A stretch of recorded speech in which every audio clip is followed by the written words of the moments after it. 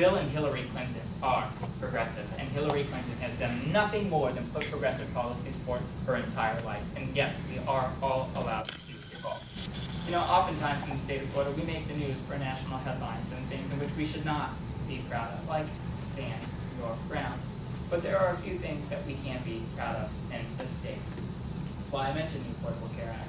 We have over 1.2 million people enrolled in the health care exchange under the Affordable Care Act. Thank you, President Barack Obama, in the state of Florida.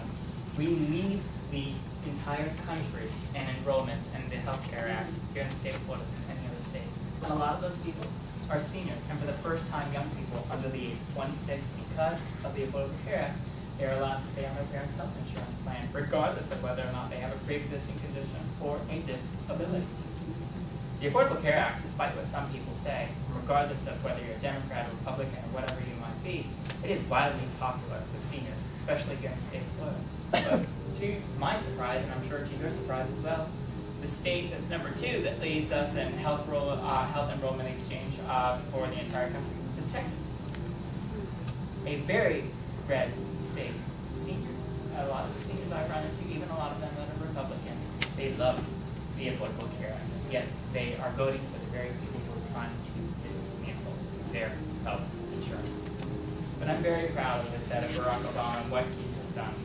You know, and by the end of this year, we're predicted to have over 20 million people enrolled in the health care exchange. We're about at 18 million right now. And the Republicans said it would never get past 4. Almost 20 million people since its implementation. Now that is progress, and that is change that we can believe in. Of course, you know, we live in a state called Florida, but the environment that's all around us, we have the beautiful Everglades, we have Tampa Bay, we have all this wonderful water all around us. We have to protect it. And in many, I've spoken at a lot of religious institutions, I've spoken at a lot of temples and hadassahs. A lot of people of Jewish faith, and one thing that I've learned that a lot of people who are Jewish have within their faith is that they are all about the environment, keeping it clean and safe, and treating it with such dignity and respect, and as if it were a family member to them. And we need to elect individuals who are going to do that. Hillary Clinton proposes Keystone. That's huge. We don't need that dirty oil. We're not even going to be using much of that oil. That oil is going to be going to Canada. What's that going to do for us? My friend said to me when I once supported fracking, which we are allowed to evolve, I no longer support fracking because of Hillary Clinton. Now, with fracking, it's interesting. It's a pipe. It can affect your water. It's underground. Have you ever met a pipe that doesn't leak? Or do you ever trust a pipe not to leak? Because I sure don't, and I don't want that in my drinking water, and I know neither of you do either. And I know your Brita ain't going to fix that. Your Brita filter is not going to fix that. But you have that, and you have also President Obama's offshore drilling program, which I love President Obama, and I disagree with him on this, and many people do, as does Hillary Clinton. It's an Arctic shore drilling, offshore drilling program, which is to drill for oil overseas, and a lot of that is causing a lot of unrest on the ocean floor for so many animals. You have a ticker that every 10 seconds is going off 24 hours a day, 365 days a year. Since he's been president, we've started drilling. And that is making whales. 80% of the whales in that part of the ocean in the Arctic are predicted to be dead. Do we know that? 80% of those whales. They may not be people, but they might not be able to talk, but we have to be their voice. We have to speak for those who cannot speak. And that is a major issue of concern. You have that, of course, you have national security, where you saw right there on Hillary's video. I went to school in New York City, and I'm very proud of having run into so many people that have said such wonderful things about Hillary Clinton as her time as a United States Senator representing the great state of New York. What leadership that was in the aftermath of September 11th. What a sad time it was in our nation's history. And you have, as she was saying, and we were learning in her video today, that so many of those emergency responders and those first responders are people who were in Twin Towers, who were being affected with all that debris, breathing it in. A lot of those people, there was just a woman that a couple of months ago had passed away from cancer, lung cancer. It affects that, yet. If you look, when that's been up for renewal, who has been the individuals who have voted against trying to defund that? The Republicans. Hillary Clinton led that charge because that was very personal for her to bring those individuals to justice. That's exactly what she did as Secretary of State when we rid the world of the man that was Osama bin Laden. For that, I'm very proud of her. I think she has been an amazing Secretary of State. But we have to think about that. We also have to think about young people like me, because I am hopefully the future. You have colleges all across our country and student loan reform that is so much needed. Yes, and Bernie said some amazing things about student loan reform, and so does Hillary Clinton. I think a lot of the Democrats do. And someone that I know that's really taken this head on, who I just adore, is Elizabeth Warren.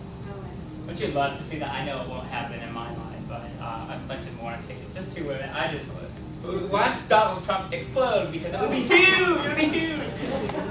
I would just love it. It would be so fun. But you know, the hardest thing about going to college shouldn't be how you're going to pay for it. It shouldn't, and for far too many, it is. You know, as Elizabeth Warren had said in the United States Senate when they were taking this issue up earlier this year, if banks can borrow money at an interest rate of 0.75%, so should students. Stafford loans, I have two of them. Yeah. Stafford loans, I have two of them. So many young people, that's how we're able to take out loans as ourselves on top of what our parents take out in student loans from banks. Now, that student loan interest rate for me and for a lot of students has been 3.4%. The Republicans, just this year, and they tried to do it again last year, of course, they are in the pockets of the predatory student loan agencies that prey on young people and their parents and how they're going to afford these astronomical tuition fees. So they voted in favor of doubling that from 3.4% to 6.8%. It is appalling. And these people get a lot of it. Crazy to me when I see a young person that's voting Republican, because I'm like, hey, why don't you just punch yourself in the face right now? For real. I'm being for real with you. It sounds silly, but it's very concerning. It's very concerning to me, and we cannot let this happen. And I know who will not let this happen.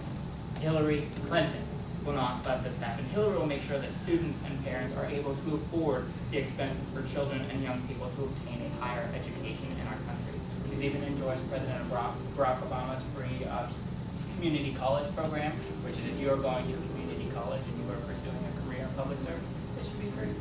I'm all about that, but it's not just young people. Whoever you are, you want to go to community college, you're 65 and you want to pursue a new career at 65 in public service, guess what? You can, and you're going to do it. You're going to do it for free because you're giving back to your country, and your country is going to respect you, treat you with dignity and love in doing so. You know, Hillary is going to work as hard as she possibly can. She's already done it for 40 plus years. You know, as a young person, this is just one of the many reasons. I know I've covered a lot today, but I like to just touch on as much as I can. This is one of the many reasons why I am supporting Hillary Clinton to be the next president of the United States of America. And you know, with everything that I've said to all of you today, because I know that you were saying that you're undecided. I keep looking at you because I'm like, I want to get that Hillary vote. I want to get that Hillary vote. Of course, you have to listen to everybody. But, you know, I have to say, I hope that after speaking with all of you today, that the choices become immediately clear. And for me, there is only one choice. It is Hillary Clinton. And I remind you about the voting thing because it's so important. And this is what Bernie Sanders said. I'm going to steal this from Bernie. Because I do love her, but I'm a Hillary guy, and I'm going to proudly vote for Hillary in the primary and the general when we elect her as president. Bernie said in the Democratic debate this past week that 63% of the entire population of the United States of America just last year didn't vote. It's one of the lowest voter turnouts in our nation's history. And that was across both the Republican and the Democratic Party. 63% of this country did not vote. Then, talk about young people, millennials. 80% of young people under the age of 29 did not vote. Yeah, that's painful for me. I'm proud to say I wasn't one of those 80%. But that is shameful. You know, I leave you with this today, as I want to take an opportunity to briefly do a question and answer if I can. You know, this, as I was saying earlier, this is not about Hillary. It really isn't. I know a lot of people paint Hillary out to be this egotistical, power-hungry, crazy woman with these heels, and she's just going to get you. And she's not. She is not. And we know that in this room. But Donald Trump does a really good job, along with the rest of the psych ward up there, basically out there insinuating that she's just just after money and power. And that's not what this is about. For Hillary Clinton, it has nothing to do with her. It's about each and every single one of you in this room today. It's about your children. It's about your grandchildren. It's about you. It's about your finances. And it's about your family. It's about making sure that we create a wonderful world in which we can all live, where every child has the opportunity to live up to his or her own God-given potential. Thank you all so much for being here today.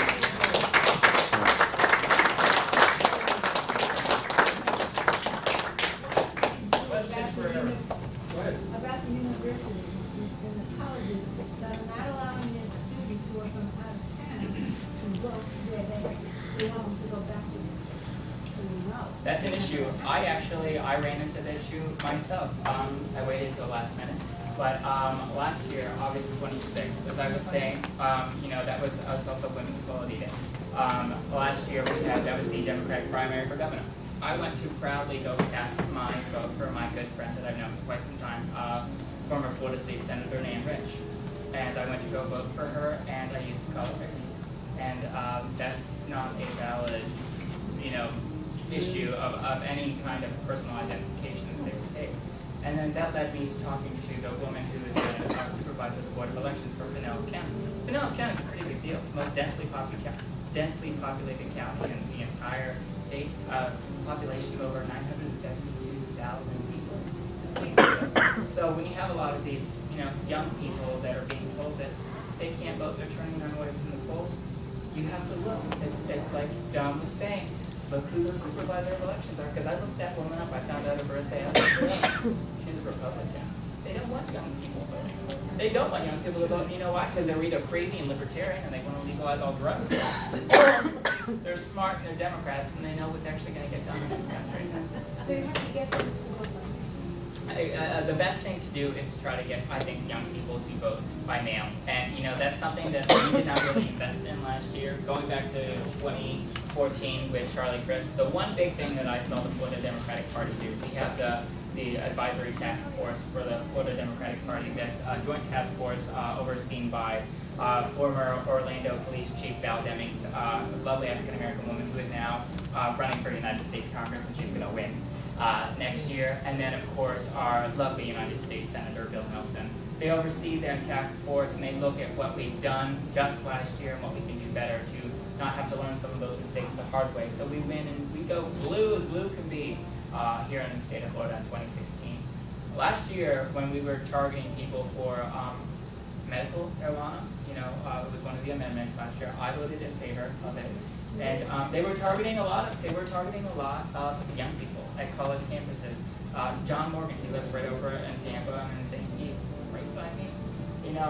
They did not, in my opinion, and as data and statistics have shown off of that report, that that was not a good use of their time. It's medicinal. It is medical marijuana. It's not recreational. You're going to get young people out when it's recreational.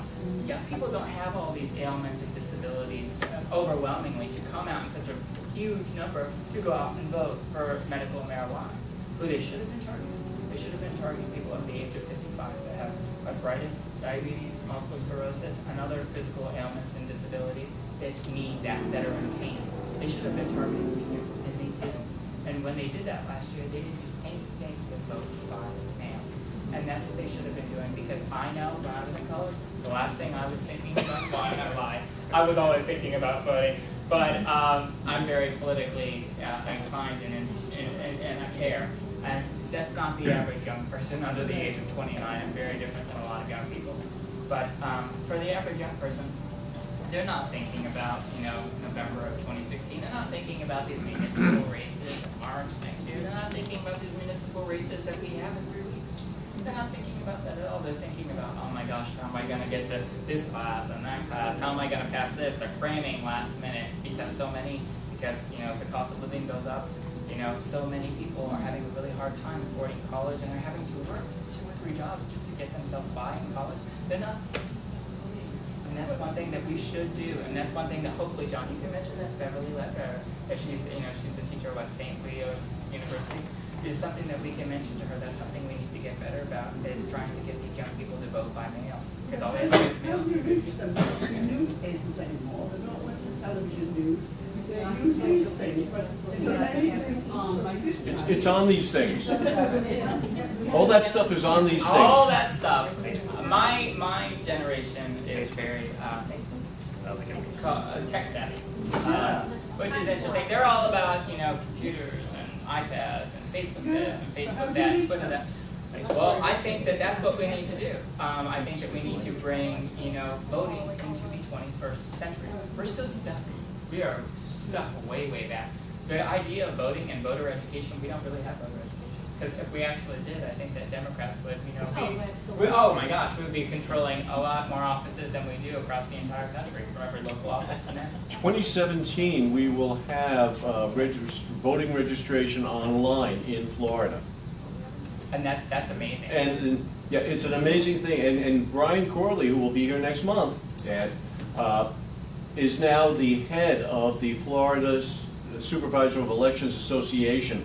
Last year, he was the legislative liaison and pushed for that. It was like his third year to get that on the agenda. Finally passed. But it's 2017. It will not help us in the presidential election by design. So that's going to have to help us when we re-elect Hillary in 2022. So, as you were saying, that's a really big issue. And I will say that Hillary Clinton, I know Bernie Sanders also supports it. I don't really pay too much attention to the other three. And I wish that I had in knowing this answer right now. But I know that both Bernie Sanders and Hillary Clinton have advocated, like they've done, and I believe it was Oklahoma or Oregon, the governor, automatic voter registration. They didn't turn 18 votes. And California, too. In California. That's what we need, and Hillary Clinton wants to do that as president. That's what we need. But you have to get them interested. You do have to get them interested, and I think a lot of it is, I spend a lot of my time also talking to young people. And my gosh, it is so hard to get to them. A lot of the times when I talk to young people, and most of it has to be with HIV, just sex education, I tell them all the time, you might go out, you might have a good time, but especially if you're a young woman, you need to realize that if you are going to get pregnant, that's going to affect college, your financial situation for the rest of your life, and set you back if you don't protect yourself. Which is why it's important to talk about birth control, contraceptives, condoms, abortion, everything. And that's how I have been able thus far to connect with young people. Being someone who is 24, I think that we need a young liaison in this country to rise up and finally just get really pissed off and talk to all of these young people and say that these are our issues and that this is what we need to do and this is how it's affecting us. But I think a lot of that's going to have to be at college, community colleges and universities all across our entire country. And that's one of the reasons I did decide to run for office, because I think that there's a young voice that's missing in this country, and younger people think about things differently. They do. Do you think abortion should be illegal? Absolutely not. No. I support a woman's right to her own body. This is where the libertarian in me, I'm so totally Democrat, but the libertarians are all about no government whatsoever at all. I don't think government should tell anyone, regardless they're a man or a woman, what they can and cannot do with their own bodies. And that includes abortion. I think that we should talk about abortion. I think abortion is very important.